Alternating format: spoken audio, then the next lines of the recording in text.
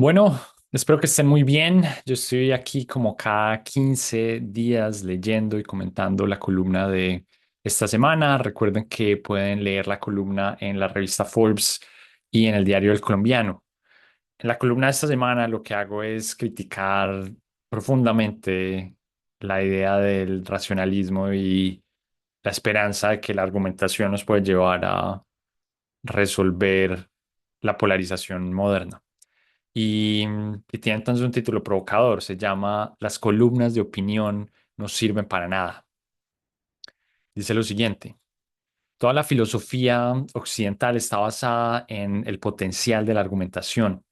Los cimientos del método socrático mismo no son nada diferente que la irresoluta fe en que el debate es el ritual definitivo donde la verdad y la razón derrotan a la mentira y la charlatanería. Y aunque la argumentación ha probado ser tremendamente útil para nuestra especie en el largo plazo, parece una herramienta insuficiente, sino una inapropiada, para enfrentar contextos de alta tensión social como el que vive el mundo occidental hoy. Lo diré con claridad: la argumentación no es la solución a la polarización que vivimos, y negarlo es sucumbir a la cómoda superioridad moral del intelectual ingenuo. Para mí esto es completamente claro en mi trabajo como columnista. Luego de años ejerciendo esta labor, estoy convencido de que mis columnas no cambian la opinión de nadie. A veces logran darles elementos adicionales a las personas para soportar sus opiniones preexistentes. Otras veces logran hacerles pensar en cosas sobre las que no habían pensado antes y por lo tanto sobre las que aún no tenían opiniones. Sin embargo, creo que mis columnas casi nunca llevan a que alguien abandone por completo una opinión sobre la que ha tenido profunda convicción. Y sí, quizá eso no sea más que evidencia de mis limitadas habilidades en este quehacer, pero no tengo dudas de que usted experimenta algo parecido con regularidad, usted como lector. Con toda seguridad, sus discusiones con familiares sobre política suelen terminar en el mismo lugar donde empezaron. Y no hablamos de las interacciones en redes sociales, donde podrá pasar horas discutiendo con desconocidos que no se moverán un centímetro de su posición inicial. Esta testarudez generalizada está siendo reforzada por las tecnologías actuales. Las redes sociales nos bombardean con contenido que valida nuestras creencias. No obstante, no estamos frente a un fenómeno meramente tecnológico. Es algo que está enraizado en nuestra naturaleza. Los humanos tenemos toda una serie de sesgos cognitivos que nos llevan a rechazar información que desafía nuestras opiniones y a aceptar aquella que las reafirma. Y tampoco es una cuestión únicamente individual, puesto que disfrutamos pasar tiempo con personas que se parecen a nosotros y que comparten nuestras creencias. Nuestros patrones de interacción también nos mantienen en un sendero de permanente validación de nuestras opiniones. Pero si la argumentación no nos sirve para persuadir a nadie, ¿qué otras herramientas existen para enfrentar la polarización actual? Y yo diría que existen dos. La primera es la argumentación misma, pero no vista como un esfuerzo por persuadir al opuesto, sino como una forma de reconfigurar la conversación pública. A lo que me refiero es que, aunque ninguna de mis columnas cambie la opinión de nadie en particular, sí suelen llevar a las personas a hablar de elementos diferentes a los puntos específicos donde las controversias se tienden a estancar. En el largo plazo, esto lleva a que la atención se aleje de controversias irresolubles y se dirija hacia nuevas conversaciones sobre las que aún no hay bandos completamente definidos y donde la discusión puede tener lugar con más fluidez. En general, fuera de los puntos de estancamiento tradicionales, es posible encontrar nuevos terrenos donde las opiniones de los extremos se pueden encontrar. La segunda herramienta tiene que ver con la exploración emocional de nuestro comportamiento. El problema de la polarización no es realmente que las personas tengan opiniones diferentes. El problema es que no puedan sentarse en la misma mesa a llegar a acuerdos que traigan mejoras colectivas. Para este propósito, una amplia literatura en animosidad partidista ha encontrado que entender las vivencias e historias que llevan a las personas a construir sus opiniones son elementos que, aunque no suelen traer la adopción de la opinión opuesta, sí aumentan la probabilidad de que se esté dispuesto a conversar con el otro y aceptar concesiones en el marco de una negociación. No se trata entonces de persuadir al otro a través de la razón, sino de buscar su comprensión por medio del sentimiento. Estas herramientas pueden ser vistas con escepticismo. Es evidente que operan lentamente. Además, no representan victorias completas en las disputas ideológicas, puesto que no desaparece con ellas el disentimiento. Pero quizá eso esté bien. Quizá la sociedad a la que debemos aspirar no es una que carezca de disentimiento, sino una donde los contrarios estén dispuestos a hacer concesiones y se puedan llegar a acuerdos. Esa es la columna de esta semana. Espero que noten cómo es una crítica general a la argumentación, como al racionalismo incluso. Y pues me concentro en reflexionar en la polarización actual, pero de nuevo creo que uno podría verla con una reflexión más amplia. Y esa es la primera de las tres cosas de las que quisiera comentar sobre la columna. Y es que hay, aunque parezca y suene un poco controversial, realmente hay muchos elementos con los cuales uno puede criticar a la razón, ¿sí? Y eso parece ser como el acogimiento de la ignorancia o algo así, ¿no? Es decir, la razón está como tan en el centro de como nuestros valores intelectuales que cuestionamientos a ella parecen ser como un abandono completo de como estos principios de civilización, ¿no? Em, pero no creo que sea el caso y de hecho pues yo no soy el primero que critica esto. Digamos, la historia de las ideas occidentales está llena de esto. Por ejemplo, todo el movimiento del romanticismo europeo en el siglo XIX fue fundamentalmente eso, como una reacción a como la hiperracionalidad, si uno se quiere, que trajo la ilustración, ¿no? Y y el romanticismo específicamente tuvo este fervor como por volver a identificar las emociones como parte de elementos esenciales de lo que es el ser humano. Yo creo que tienen como toda la razón. Y pues yo lo argumento aquí en un contexto como muy específico, pero en general digamos, esa es una perspectiva que uno debe tener permanentemente en la cabeza, que los seres humanos no son seres completamente racionales y que sus motores emocionales son tan o más importantes para entender su comportamiento. Y voy a decir un poco más al respecto en un segundo, pero quiero terminar como mencionando esta serie de críticas al racionalismo, eh, ilustrando como hechos específicos. Entonces hay una frase muy famosa de Goya que ahora se me va como en detalle, pero es algo así como es algo así como los sueños del racionalismo crean monstruos o algo así, ¿no? Y digamos, coincide muy bien con buena parte de su obra muy caótica reaccionando a la invasión francesa a España, donde hay mucho caos y sufrimiento y sí, es un periodo de su obra como muy oscuro.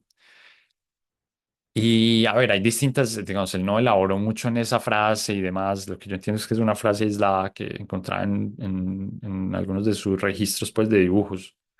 Entonces hay como discusiones de a qué se refiere, si es como una discusión de, bueno, cuando la racionalidad se duerme, entonces surgen monstruos, porque la racionalidad no puede protegerlo, o es una crítica misma a la racionalidad, ¿no? Y como una queja del proyecto napoleónico que surge como un hijo, de cierta forma, de la Revolución Francesa, ¿no? Que tenía como principio el racionalismo. Entonces, también hay esta interpretación que, pues, para los propósitos, pues, de lo que estaba hablando, me parece como la más apropiada, y es reconocer eso, o sea, como reconocer las tragedias que una visión demasiado racionalista del mundo pueden traer, y uno puede pensar en mil dimensiones más. Digamos, yo con frecuencia cuando hablo en mis clases sobre teorías de desarrollo económico, y mis clases tienen como un elemento muy grande de historia de las ideas y de filosofía moral. A mí me cuesta no hablarle a mis estudiantes sobre los movimientos eugenistas, ¿no? Que es toda una tradición que como profundamente basada en la ciencia y los principios de la racionalidad a comienzos del siglo XX, fue particularmente popular en Estados Unidos y en las universidades, de hecho, aquí en California. Y, y mucha de esta gente que se ve hoy como unos monstruos, ellos se veían a sí mismos simplemente como unos científicos, como gente muy racional que quería lo mejor para la sociedad, ¿no? Y quería entonces el progreso de la humanidad y sentía que habían razones suficientes para pensar que uno podía pulir al ser humano, ignorando como toda una serie de reflexiones morales alrededor de como de las consecuencias de pulir a ese ser humano, ¿no? Y pues los que no sepan mucho de eugenismo los invito a que busquen, pero una de las prácticas como que promovían era la desaparición de ciertos tipos de rasgos en las personas y eso implicaba entonces impedir que se reprodujeran personas con esos atributos, digamos, asesinarlas, ¿no? Cosas por el estilo. Entonces, digamos, una visión de cierta forma como muy deshumana, ¿sí? Y yo siento que uno siempre debe estar muy consciente de esos riesgos, ¿no? De los riesgos del racionalismo y sin necesidad pues de exagerar y de sugerir que la tecnocracia representa una comunidad de eugenistas, nada por el estilo.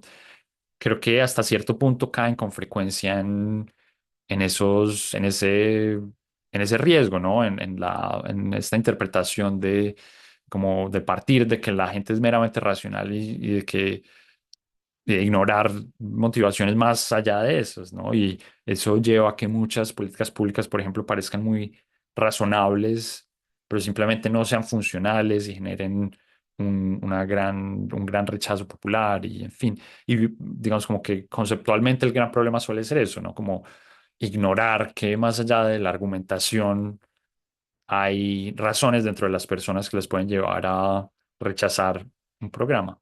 Entonces, sobre todo a mis colegas economistas, yo siempre los veo como con mucho escepticismo cuando desde su escritorio creen tener como una visión muy clara de cómo la política pública tiene que desenvolverse.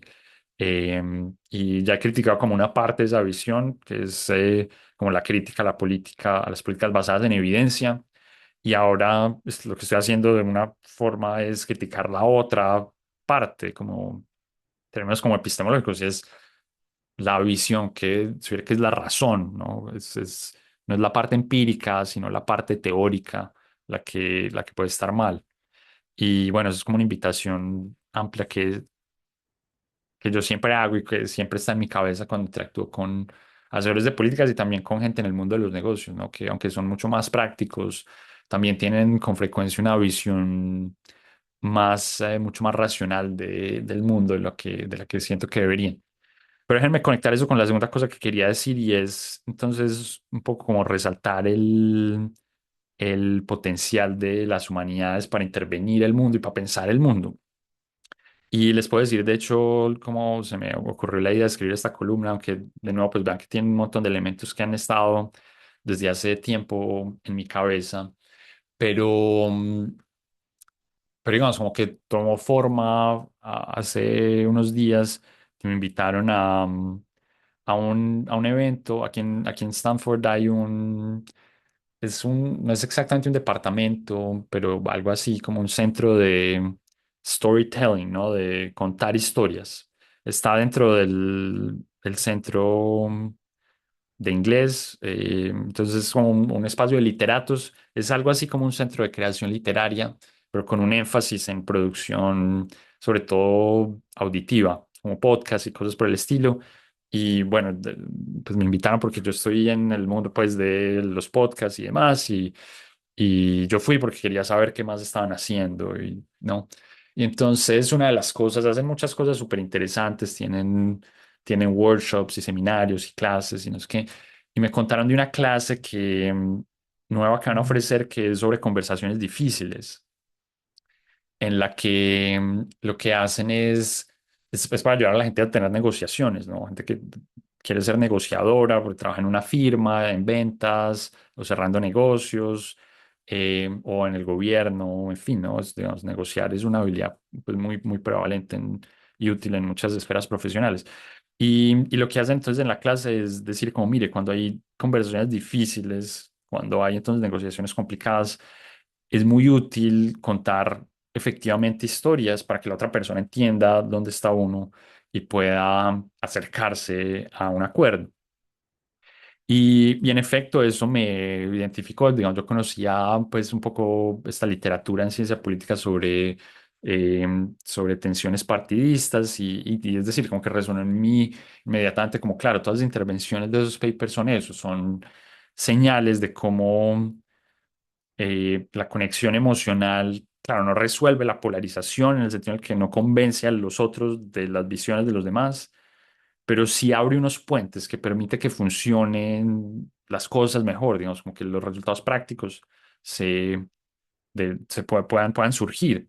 Y, y eso junto a, digamos, estas preguntas que estaban como en mi cabeza y una sensación que yo he tenido por mucho tiempo em, y es la sensación de que mis columnas no convencen como a nadie, o sea, como que a mí yo recibo muchos comentarios cada vez que salen mis columnas y eso por cierto lo agradezco mucho. Si ustedes me dejan comentarios, síganlo haciendo. Yo disfruto mucho leerlos, así no los responda siempre. Em, pero uno ya sabe un poco como cuál es el ángulo en el que la gente lo va a ver. Es decir, como que yo entiendo un poco, sobre todo columnas como que caen en una parte de un mundo como con una controversia activa. Digamos, yo lo que siento es que siempre lo que hago es como que digamos, cada quien la ve desde su ángulo de la batalla, ¿no? Y eso en un principio para mí era algo frustrante, como que yo decía, no, marica, pero no estoy convenciendo a nadie y la gente que le gusta es los que ya piensan igual que yo. Y digamos, con los años hice un poco las paces con eso, ¿no? Como que reconocí que mi trabajo no era un trabajo de persuadir a gente, digamos, yo no estaba convirtiendo almas a mi credo.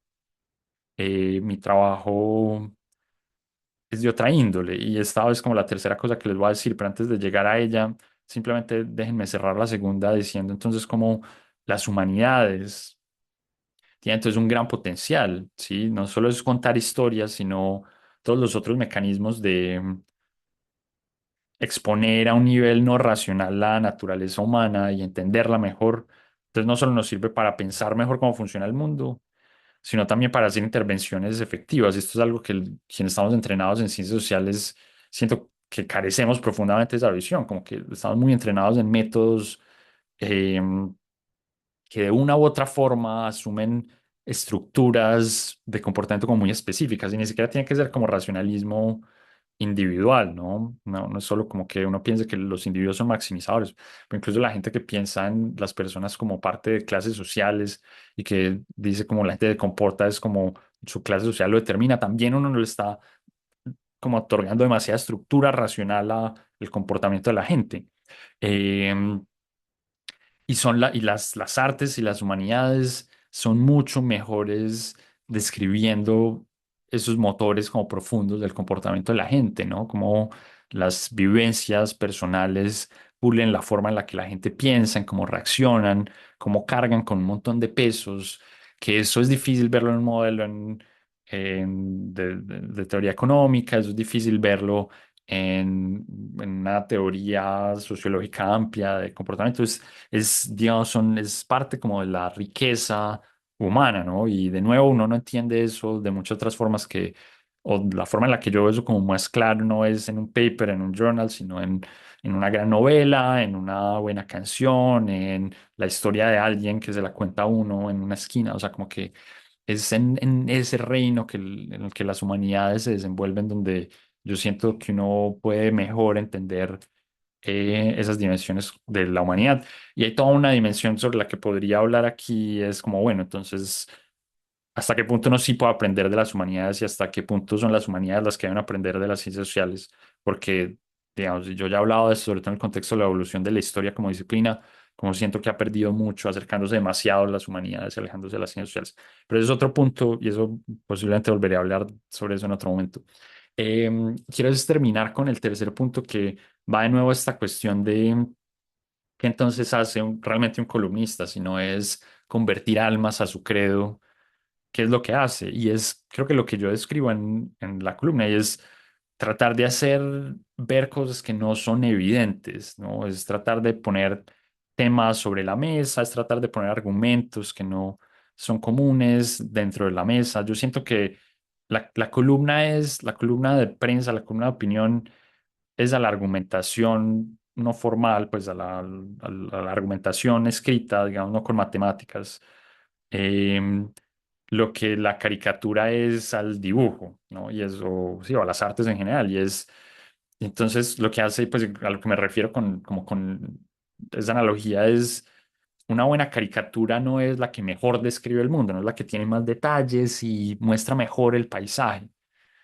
No, una buena caricatura es la que más hace pensar a la gente sobre algo que es importante y de alguna forma está siendo ignorado.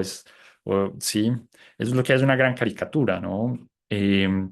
Y la columna de opinión hace justamente eso mismo, ¿no? Entonces, no, hay muchos otros géneros que tienen otros principios por su lenguaje y por las comunidades donde se desenvuelven y el contexto en el que tienen lugar, donde la precisión descriptiva y analítica es lo prioritario. Ese no es el caso con las columnas de prensa, es decir, una buena columna de prensa no es la que le da a uno los detalles, en parte porque ¿cómo lo va a hacer? Es decir, las columnas de prensa son cortas, eh, digamos, entender cualquier, digamos, presentar cualquier fenómeno medianamente complejo en detalle, pues exige mucho tiempo y espacio, ¿sí? Entonces, si las audiencias no les interesa, es decir, como que, y yo también he hablado de esto en otros momentos, pero quiero conectarlo un poco a la conversación que estamos teniendo. Y es que, entonces uno, yo creo que rápidamente debe abandonar eso. Yo, por ejemplo, cuando, y es simpático porque justo alrededor justo antes de que saliera esta columna, me escribieron un par de personas comentando la columna de la semana pasada, diciendo como, oiga, yo pensaba algo muy distinto y luego de leerlo cambió mi posición. Yo en esta columna digo que eso no sucede mucho, ¿sí? Y quizás la forma más precisa sería decir, bueno, de 100 correos que recibo, quizá dos dicen que sí los cambié profundamente de opiniones, pero ¿es eso importante? Pues no, eso no es fundamental, digamos, como que el patrón sigue siendo el mismo, ¿no? Como que realmente es muy, muy poca gente la que parece ser persuadida por lo que yo persuadía en el sentido de que cambie su opinión por completo leyéndome y lo que en general la gente expresa es que piensa las cosas de una forma nueva o desarrolla una nueva opinión sobre algo sobre lo que no tenía una opinión antes, sí. Y ese es en general el caso, ¿no? Como que, y ese es además un error muy común que yo noto, sobre todo entre académicos que deciden incursionar en el mundo de la escritura de columnas de opinión, y es que vienen con el peso de lo que es escribir un paper donde la precisión en el argumento y en la evidencia es lo prioritario, porque sí, porque es otro lenguaje y ahí es donde aporta un paper, ¿no? Em, y no en otras frentes, ¿no? Un paper no suele aportar, haciendo a la gente pensar un nuevo problema, em, pues como sobre la sociedad amplia, ¿no? Entonces, sí, esas eran como las tres grandes cosas que quería decirles. Cuéntenme qué piensan. Esta es una columna como particularmente abierta, siento yo, como muy de diálogo con el lector. He oído ya algunas cosas en redes sobre ella y